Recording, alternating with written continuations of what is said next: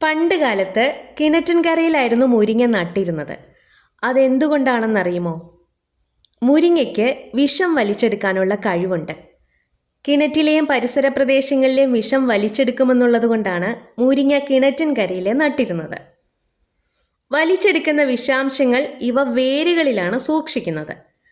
മഴക്കാലത്ത് ഈ വിഷാംശം വേരുകൾക്ക് താങ്ങാൻ കഴിയാത്ത അവസ്ഥയിൽ ഇവ സസ്യത്തിൻ്റെ മറ്റ് ഭാഗങ്ങളിലേക്ക് മാറ്റപ്പെടുന്നു.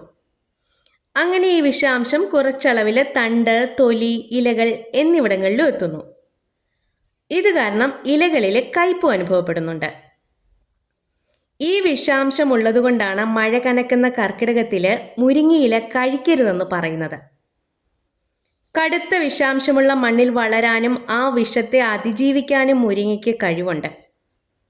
അമിതമായിട്ടുള്ള കീടനാശിനികൾ ഉപയോഗിക്കുന്ന സ്ഥലങ്ങൾ, ഫാക്ടറികൾ, മാലിന്യ പ്ലാന്റുകളൊക്കെ ഉള്ള സ്ഥലങ്ങൾ, അതിൻ്റെയൊക്കെ സമീപത്തെ മുരിങ്ങയിലയൊക്കെ ഉപയോഗിക്കുന്നത് ആരോഗ്യത്തിന് ഹാനികരമാണ്. നമ്മുടെ വീട്ടുപറമ്പിലെ വൃത്തിയുള്ള മണ്ണിൽ വളരുന്ന മുരിങ്ങ പൂർണ്ണമായും സുരക്ഷിതത്വവും ആരോഗ്യപ്രദവുമാണ്. പോഷകങ്ങളുടെ കലവറയാണ് മുരിങ്ങ.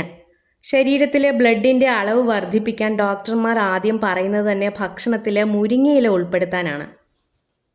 മുരിങ്ങയിലയിൽ അയണും വൈറ്റമിൻ സിയും ഒക്കെ ധാരാളം അടങ്ങിയിട്ടുണ്ട്. അങ്ങനെയുള്ള നമ്മുടെ ഇഷ്ടവിഭവമായ മുരിങ്ങയ്ക്ക് ന്യൂസിലൻഡും ഓസ്ട്രേലിയയും വിലക്ക് ഏർപ്പെടുത്തിയിരിക്കുകയാണ്. വാണിജ്യപരമായി വിൽക്കുന്നതിന് മാത്രമേ വിലക്കുള്ളൂ. വീട്ടിൽ വളർത്തി കഴിക്കാമെന്ന് പറയുന്നു. മുരിങ്ങ ഒരു നോവൽ ഫുഡാണെന്നാണ് അവർ പറയുന്നത്. കഴിച്ച് പരിചയമില്ലാത്ത ഫുഡ്. ഇതിൻ്റെ സുരക്ഷിതത്വം ഉറപ്പാക്കാൻ ശാസ്ത്രീയമായ പഠനം വേണമെന്നും പറഞ്ഞാണ് ഈ വിലക്ക്. എന്തല്ലേ, ഇത് കേൾക്കുന്ന മലയാളികളൊന്ന് ചിരിക്കും. കാരണം മലയാളികളുടെ വിഭവങ്ങളിൽ ഒഴിച്ചുകൂടാൻ പറ്റാത്തതാണ് മുരിങ്ങയിലയും മുരിങ്ങയ്ക്കായും.